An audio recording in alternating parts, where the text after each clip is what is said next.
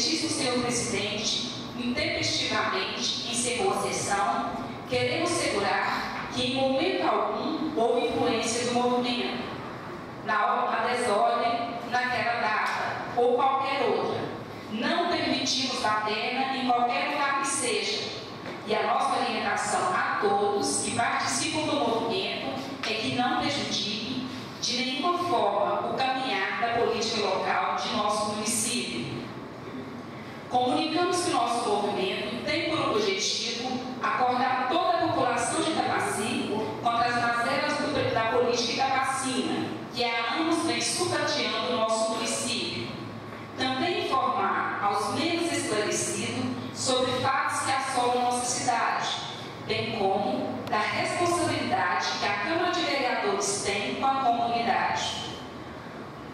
Os senhores vereadores foram eleitos democraticamente para defender e fiscalizar nossa cidade e nosso município com transparência, clareza e honestidade. E até a presente data, isso não acontece. Estamos, todo o tempo, ouvindo o senhor presidente afirmar que está ao lado do povo, mas suas atitudes revelam exatamente o contrário. Respeitamos essa casa e a todos que fazem parte dela. Da mesma forma, exigimos respeito, pois somos um movimento que luta pelos anseios da comunidade e, analisados por ela, como ficou claramente demonstrado na sessão do último dia 4, quando a população compareceu em grande número, atendendo o nosso convite. Informamos também que o movimento Acorda Itapaci não está sendo direcionado a nenhuma pessoa em especial e a nenhum partido político. Os ex-vereadores Valdir Teixeira e Babuji são membros da comunidade, assim como os senhores vereadores.